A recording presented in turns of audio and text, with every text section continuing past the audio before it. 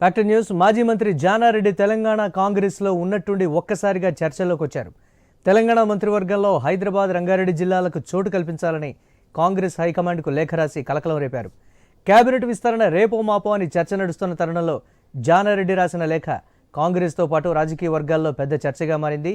జానారెడ్డి ఎందుకు ఈ లేఖ రాశారు? ఎవరు చెబితే రాశారు? ఈ సమయంలోనే ఎందుకు లేఖ రాశారు? కాంగ్రెస్లో ఈ లేఖ ఎలాంటి సంకేతాలు ఇస్తోంది?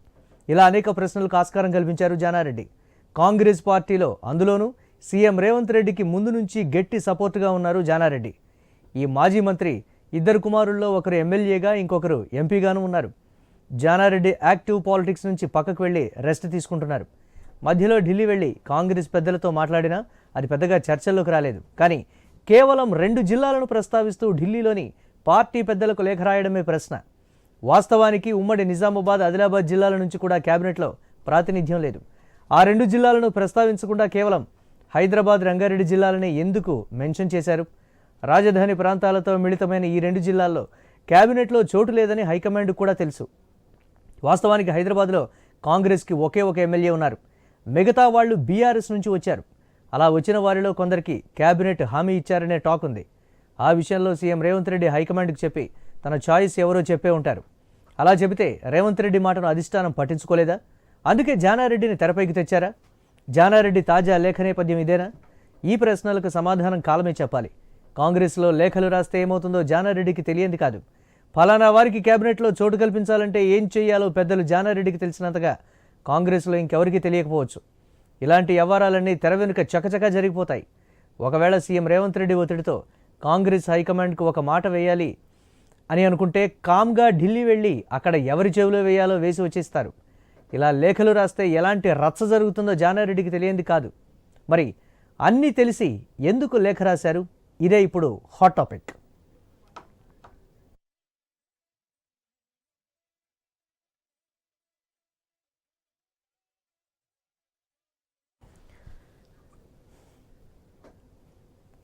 కాంగ్రెస్ పార్టీలో జానారెడ్డి లేఖ కలకలమైతే రేపుతోంది. హైదరాబాద్, రంగారెడ్డి జిల్లాలకు ప్రాతినిధ్యం కల్పించాలని కూడా వారు కోరుతూ హైకమాండ్కు లేఖ రాశారు. నేరుగా వెళ్ళి చెప్పేటువంటి పరిస్థితి ఉన్నప్పటికీ కూడా ఎందుకు దానికి సంబంధించి లేఖ రూపంలో వారు మెన్షన్ చేశారనేది కూడా ఇప్పుడు ప్రశ్నార్థకంగా మారింది.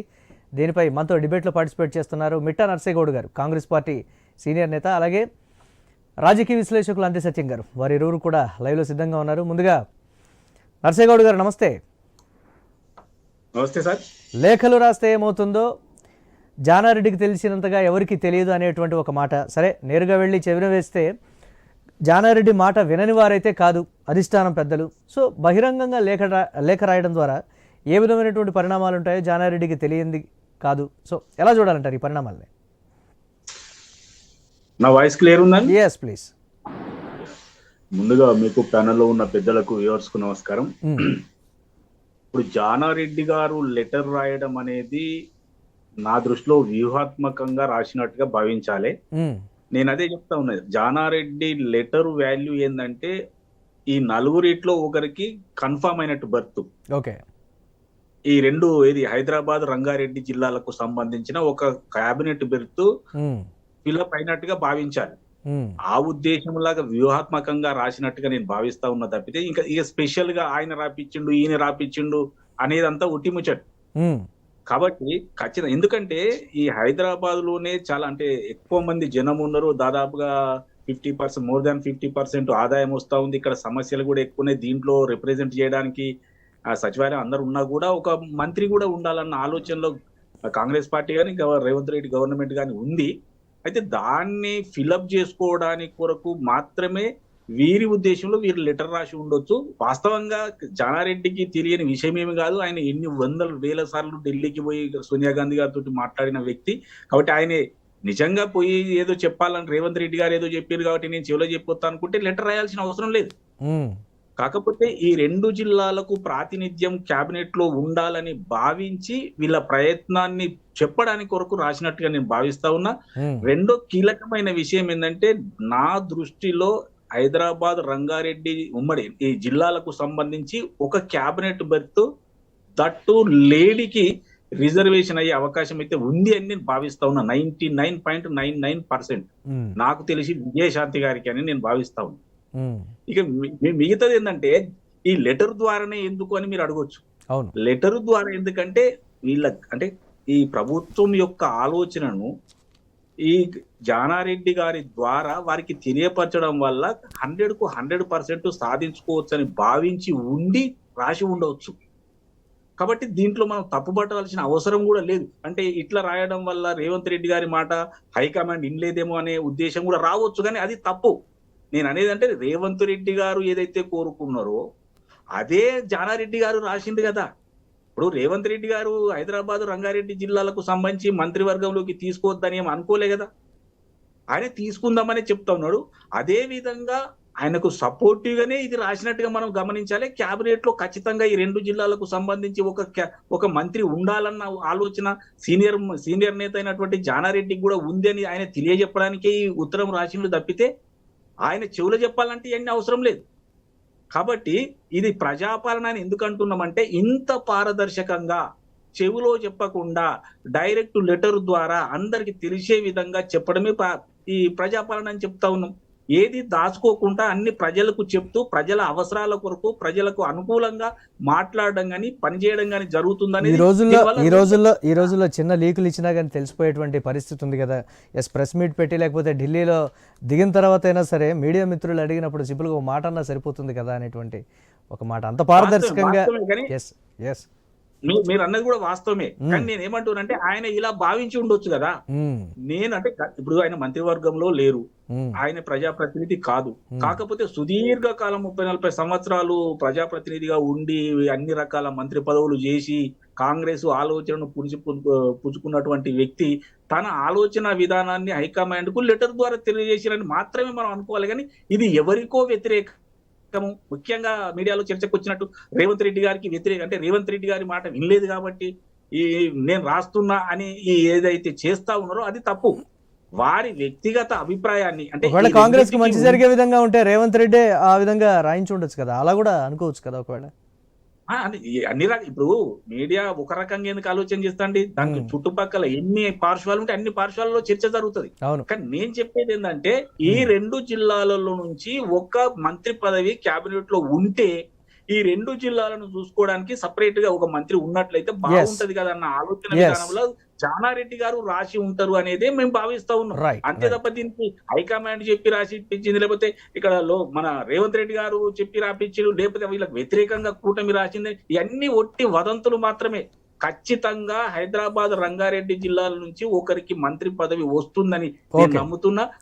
ఆయన లెటర్ కూడా ఒట్టిగా వేస్ట్ గా పోదనేది కూడా నేను నమ్ముతాను. మాట్లాడదాం ఒకసారి. ఇక రాజకీయ విశ్లేషకులు అందసత్యం గారితో మాట్లాడే ముందు ఒక్కసారి మా ప్రతినిధి స్వామి లైవ్ ద్వారా సిద్ధంగా ఉన్నారు. స్వామి, జానారెడ్డి లేఖ కలకలం అయితే రేపినటువంటి పరిస్థితి, అంతటి సీనియర్ నేత నేరుగా వెళ్ళి ఒక మాట చెప్పినా కానీ ఒక ఫోన్ కాల్ చేసినా కానీ సరిపోతుంది కదా అనేటువంటి విమర్శల నేపథ్యంలో కాంగ్రెస్ నేతలు చెప్తున్నటువంటి మాట, కాంగ్రెస్లో ప్రస్తుతం పారదర్శకంగా ప్రతిదీ జరుగుతుంది అనేటువంటి మాట అయితే కాంగ్రెస్ నేత మిఠా నర్సయ్య గౌడ్ చెప్తున్నటువంటి పరిస్థితి ఉంది. కాంగ్రెస్ పార్టీలో ఎటువంటి చర్చ జరుగుతోంది దీనికి సంబంధించి? జానారెడ్డి లేఖ రాయగానే ఒక సీటు కన్ఫామ్ అయిపోతుందా అనేటువంటి మరో ప్రశ్న. అప్డేట్ చేయండి మీ దగ్గర. మురళి, ప్రధానంగా కాంగ్రెస్ పార్టీలో సీనియర్ నేత, సుదీర్ఘ రాజకీయ అనుభవం ఉన్నటువంటి జానారెడ్డి లేఖ రాయడం ఇప్పుడు కాంగ్రెస్ పార్టీలో అంతర్గతంగా కొత్త చర్చకు దారితీసింది. హైదరాబాద్ నగరంతో పాటు హైదరాబాద్ జిల్లాతో పాటు ఇటు రంగారెడ్డి జిల్లాలో కూడా ఇంతవరకు మంత్రివర్గంలో ప్రాతినిధ్యం దక్కలేదు. దీంతో పాటు ఇటు నిజామాబాద్ జిల్లా, ఆదిలాబాద్ జిల్లా కూడా మంత్రివర్గంలో స్థానం లేదు. మొత్తం 18 స్థానాలకు గాను ఇప్పటికే 12 స్థానాలు ఫిల్ అయి ఉన్నాయి. ఇంకొక 6 స్థానాల్లో వివిధ జిల్లాల నుంచి సామాజిక వర్గాల సమీకరణ ఆధారంగా మంత్రివర్గంలో భర్తీ చేయడానికి వీలు ఉన్నది. అయితే ఇలాంటి పరిస్థితుల్లో రీసెంట్ గానే సీఎం రేవంత్ రెడ్డితో పాటు బట్టి విక్రమార్క, ఉత్తమ్ కుమార్ రెడ్డి, పిసిసి అధ్యక్షులు మహేష్ కుమార్ గౌడ్ ఢిల్లీకి వచ్చి వెళ్లారు. దీనికి సంబంధించి మంత్రివర్గ కూర్పుకు సంబంధించి పార్టీ అధిష్టాన పెద్దలతో కూడా మాట్లాడారని చెప్పేసి కూడా తెలుస్తుంది. ఈ నేపథ్యంలోనే ఒక్కసారిగా మరోవైపు హైదరాబాద్ కు రేవంత్ రెడ్డి వచ్చిన కొద్ది రోజుల్లోనే మరోవైపు ఇటు జానారెడ్డి లేఖ రాయడం, కొంత ఈ లేఖలో ప్రధానంగా ఉమ్మడి హైదరాబాద్ నగరం జిల్లా కావచ్చు, ఉమ్మడి రంగారెడ్డి జిల్లాకు సంబంధించి ప్రాతినిధ్యం కల్పించాలి.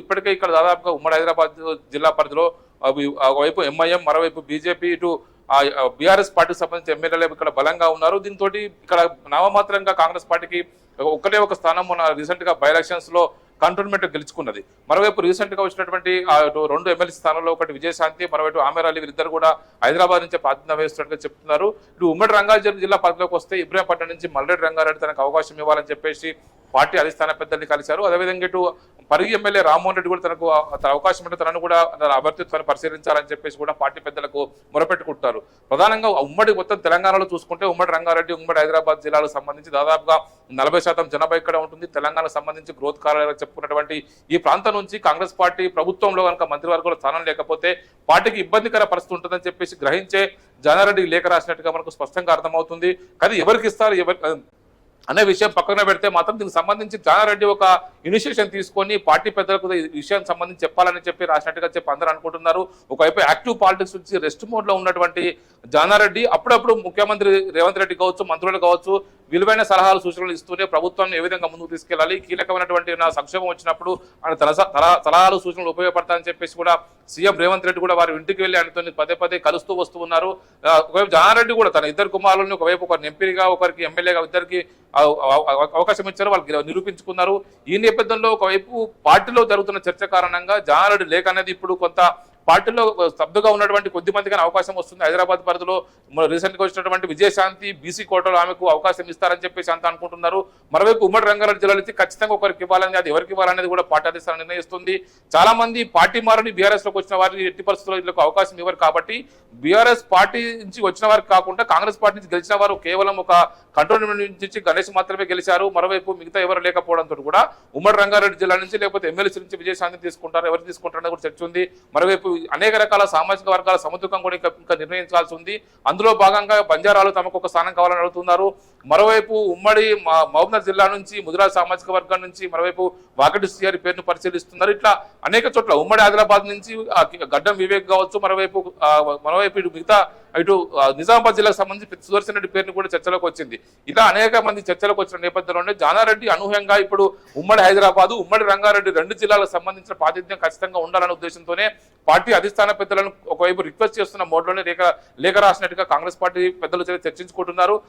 ఒకవైపు జానారెడ్డి లేఖ అంటే ఖచ్చితంగా దాని ఇంపాక్ట్ ఉంటుంది, పార్టీ అధిష్టానం కూడా అనే అభిప్రాయాన్ని గౌరవిస్తుందనే ఉద్దేశంతోనే చూస్తున్నారు. Murali, right, thanks for updates స్వామి.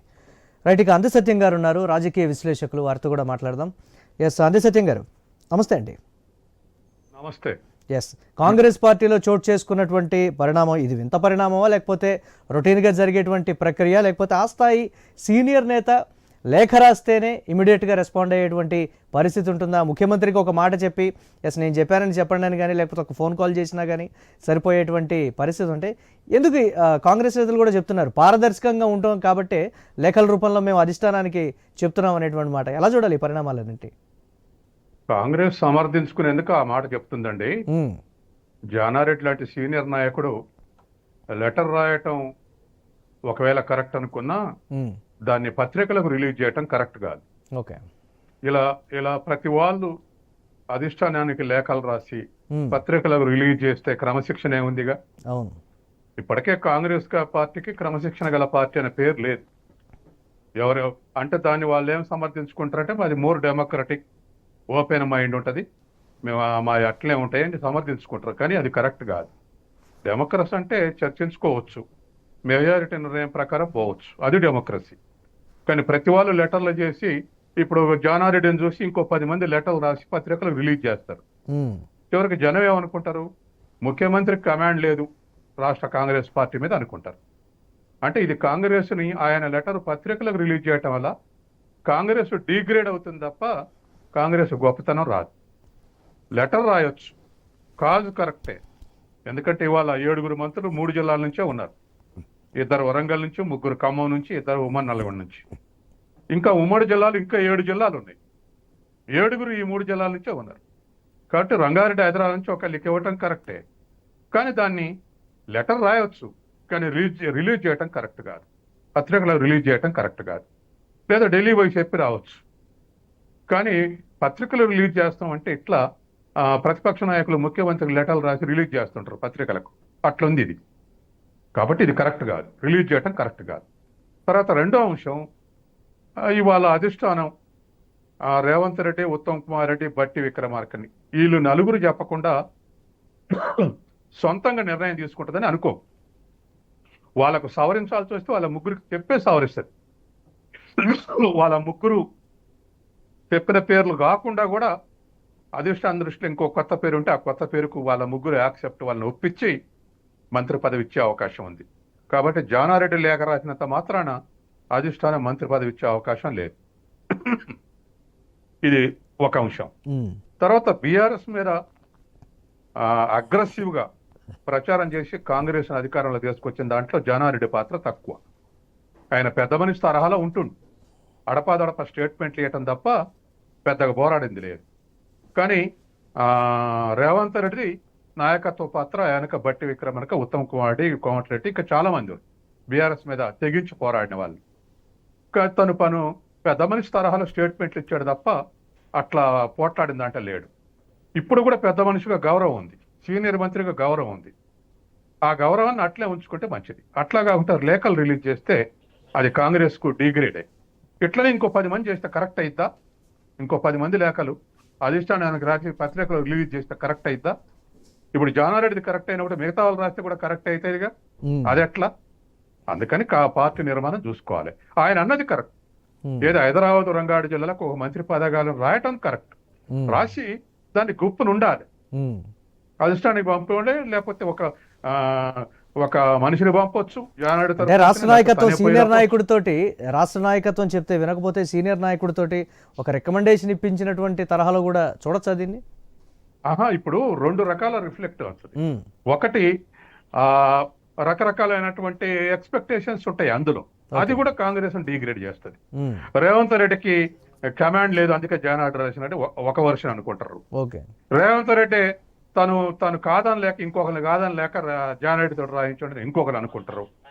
తర్వాత జానారెడ్డి తెలకుర్తి నియోజకవర్గం లేదా నాగార్జున సాగర్ నియోజకవర్గం నల్గొండ జిల్లాలో ఉంది కాబట్టి, నల్గొండ జిల్లాలో కోమటిరెడ్డి రాజగోపాల్ రెడ్డికి రాబోతుంది కాబట్టి అక్కడ ఇవ్వకుండా ఇక్కడ ఏందని అనే ఉద్దేశంతో రాసిందని ఇంకో వర్షన్ వస్తుంది.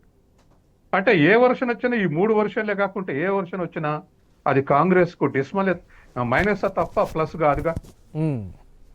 అందుకని జానారెడ్డికి హక్కు ఉంది, రాయొచ్చు, చెప్పొచ్చు, కానీ పత్రికలు రిలీజ్ చేయడం కరెక్ట్ గా.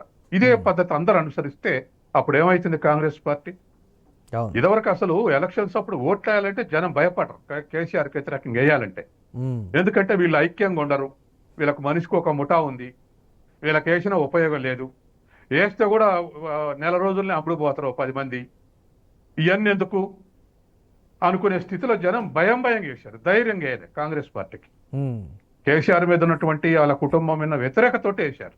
ఆ ఏటానికి కూడా భయపడుకుంటూ వేశారు, ఎందుకంటే వీళ్ళు ఐక్యంగా ఉండరు అనే భయం. ఇప్పుడు ఒక కాన్ఫిడెన్స్ వచ్చింది, ఐక్యంగా ఉంటున్నారు. తర్వాత అసంతృప్తి బయటికి ఎవరు స్టేట్మెంట్ ఇవ్వట్లేదు.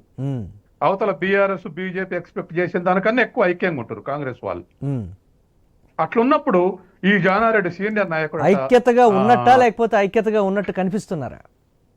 భేదాభిప్రాయం ఎల్లైనా ఉంటదండి. ఇప్పుడు బీజేపీలో కూడా భేదాభిప్రాయం. ఇప్పుడు బండి సంజయ్ మంచి బీజేపీ పెరుగుతున్న క్రమంలో బండి సంజయ్ ఎందుకు తప్పించారు? అవును, అసలు అధికారంలోకి వస్తుందేమన్నంట ఊపులోకి వచ్చినాక ఎందుకు తప్పించారు? అవును, వెనక భేదాభిప్రాయం లేకుండా గ్రూపులు లేకుండా తప్పిస్తారా? అవును. అంత ప్రధానమంత్రి కూడా బండి సంజయ్ని పొగిడి బ్రహ్మాండంగా తెలంగాణ డెవలప్ అవుతుంది, బండి సంజయ్ అని పేరు పెట్టి పలకరించిన వ్యక్తిని ఎందుకు తిరిగిచ్చారు? వెనక గ్రూపులు లేకుండా సాధ్యం కాదు. అయితే జానారెడ్డి లేఖతో ఒక సీట్ కన్ఫర్మ్ అయినంటారు? జానారెడ్డి లేఖ వాళ్ళకి సీట్ కాదండి, అది అధిష్టానం లేదా కాంగ్రెస్ రాష్ట్ర ముఖ్యమంత్రి గాని, ముఖ్యమంత్రితో ఇంకా 2-3 సీనియర్ మంత్రులు గాని. ఇప్పుడు జానారెడ్డి లేఖ రాకముందే విజయశాంతికి ఎమ్మెల్సీ వచ్చిందిగా. అవును, మరి జానారెడ్డి లేఖ వచ్చినట్ట. అంటే ఇతర సీనియర్లు కూడా తమ వంతుగా అంటే లైమ్ లైట్ లోకి రావటానికా, లేకపోతే ప్రాధాన్యం పొందటానికా, లేకపోతే మళ్ళీ లేఖల రూపంలో ఏదో ఒక అంశాన్ని అధిష్టానానికి మళ్ళీ మనం కూడా ఇలా చేద్దాం అనేటువంటి ఒక ఆలోచనని జానారెడ్డి మొదటి మెట్టుగా ఉపయోగించారనేటువంటి ఒక మాట చూడొచ్చంటారా? ఇప్పుడు మంత్రి పదవుల మీద గత ఏడాదిగా చర్చ జరుగుతుందండి. ఏడాదిగా చర్చ జరుగుతుంది. కాంగ్రెస్ బయట ఐక్యంగా ఉండొచ్చు, లోపల విభేదాలు లేకుండా గ్రూపులు లేకుండా మంత్రివర్గం ఇంతకాలం వాయిదా పడే అవకాశం లేదు. అంటే భేదాభిప్రాయాలు ఉన్నాయి మనుషుల దగ్గర, ఎవరికి ఇద్దామనే దగ్గర. అవును, కాబట్టి ఇవాళ అందుకని జానారెడ్డి లేఖకు ముందే విజయశాంతి ఎమ్మెల్సీ ఏంటంటే అధిష్టానానికి హైదరాబాద్ మీద రంగారెడ్డి మీద దృష్టి ఉన్నట్టే. ఉమ్, తర్వాత రంగారెడ్డికి ఏమంటే మళ్ళీ సామాజిక తరగతుల దగ్గర అడ్డం వచ్చే అవకాశం ఉంది.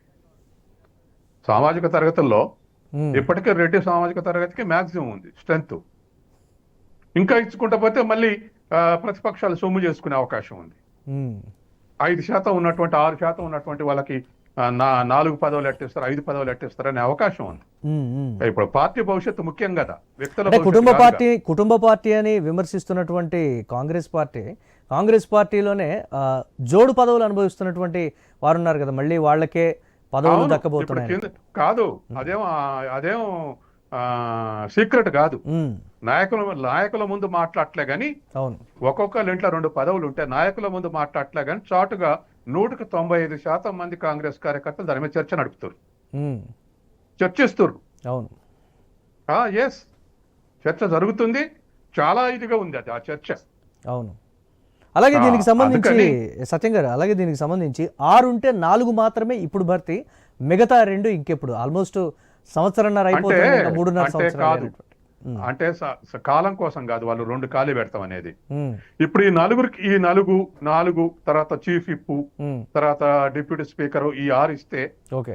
ఏమన్నా కంట్రోల్ చేయలేని పరిస్థితి, అసంతృప్తి ఉంటే ఉమ్, ఇది షాక్ అబ్జార్బర్ గా పనికొస్తుంది. ఇంకో 2 పదవులు ఓకే.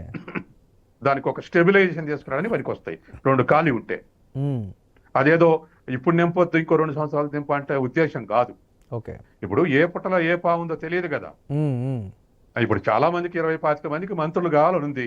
ఉమ్, ఆడున్నది 18 సంఖ్య, 12 + 6 కలిపితే 18.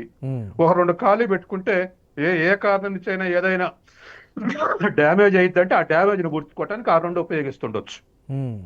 సో మొత్తం మీద శాఖల పనితీరు ఇవన్నీ సంగతి పక్కన పెడితే ఏ విధంగా ఉండబోతోంది రాబోయే రోజుల్లో ఈ పరిణామాలకు సంబంధించి డెవలప్మెంట్ అంటే ఏం చెప్తారు మీరు? ముందండి మంత్రివర్గం అన్ని జిల్లాలకు వచ్చేందుకు ప్రయత్నం చేస్తారు. అవును. కొంతమందికి రాకముందే మీకు మంత్రి పదవులు ఇస్తారు చేరమని వాళ్ళ అక్కడ అవసరం కోసం చెప్పారు. ఉమ్, ఇప్పుడు ఇవ్వలేకపోతున్నారు. వాళ్ళ నుంచి కొంత స్ట్రగుల్ వస్తుంది. ఆ స్ట్రగుల్కి ఏదో మంత్రం పెడతారు తెర వెనక.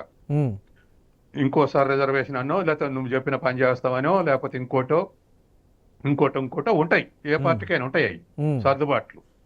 కానీ అన్ని జిల్లాల నుంచి కవర్ చేస్తే, ఇప్పుడు కవర్ చేయనటువంటి జిల్లాల నుంచి కవర్ చేస్తే పార్టీ భవిష్యత్తు బాగుంటుంది. రాష్ట్ర ప్రభుత్వానికి ఒక స్టెబిలిటీ వస్తుంది.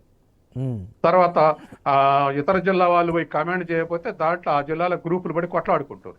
ఉమ్, కాబట్టి ఇవన్నీ కూడా సమగ్రంగా ఆలోచించాలి. కాబట్టి మేమే ఉంటామని అంటే ఇచ్చేంత ఇప్పుడు 40 అంజయ్య కాలంలో 40-50 మంది మంత్రులు, 60 మందో, మరి 40-50 మంది మంత్రులు ఉంటే అందరికి వచ్చు. ఉమ్, దీనికి ఒక లిమిట్ ఉంది కాబట్టి 18 దానికి లోబడే చేయాలి. కాబట్టి సామాజిక సమతౌల్యం కూడా చూడాల్సినటువంటి బాధ్యత కాంగ్రెస్ పార్టీకి ఉంటుంది. ఉమ్, అందుకని నేనైతే జానారెడ్డి గారు లేఖ రాయటం తప్పు కాదు, హైదరాబాద్ రంగారెడ్డి గుర్తు చేయటం తప్పు కాదు, కానీ లేఖల పత్రికలు రిలీజ్ చేయటం తప్పు అంటున్నా. ఫైనల్ గా మొన్న ప్రమాణ స్వీకారం చేసినటువంటి ఎమ్మెల్సీలుగా ఉన్నటువంటి వాళ్ళలో విజయశాంతి పేరు అయితే తెర మీదకి వచ్చినటువంటి పరిస్థితి ఉంది. ఎక్స్పెక్ట్ చేయొచ్చు అంటారా? అంటే విజయశాంతిని ఎట్లా ఇప్పుడు అనలిస్టులు లేదా పండిట్స్ విజయశాంతికి వచ్చే అవకాశం ఎట్లుందని చెప్తున్నారంటే, హైదరాబాద్ రంగారెడ్డి నుంచి ఒకరికి మంత్రి పదవి కావాలి. ఓకే. దీంట్లో రంగారెడ్డి జిల్లా నుంచి ఉన్నటువంటి ఇప్పుడు ఆయన రంగారెడ్డి, ఆయన మళ్ళీ రెడ్డి సామాజిక తరగతి, హై ఎక్స్పెక్టేషన్ తోటి ఉన్నాడు, కానీ రెడ్డి సామాజిక తరగతి. మరి అప్పుడు అట్లా సూట్ కానప్పుడు విజయశాంతి పనికి వస్తుంది. ఇటు మహిళ, అటు బీసీ మహిళ, అటు హైదరాబాద్ నుంచి, వీటన్నిటికీ పనికి వస్తుంది. కాబట్టి అట్లా ఎక్స్పెక్ట్ చేస్తున్నారు విజయశాంతికి ఇవ్వచ్చు అని ఆ కోణంలో. రైట్. థ్యాంక్ యూ సత్యం గారు, డిబేట్లో పార్టిసిపేట్ చేసినందుకు. మిఠా నరసయ్య గౌడ్ గారు, థ్యాంక్ యూ అండి.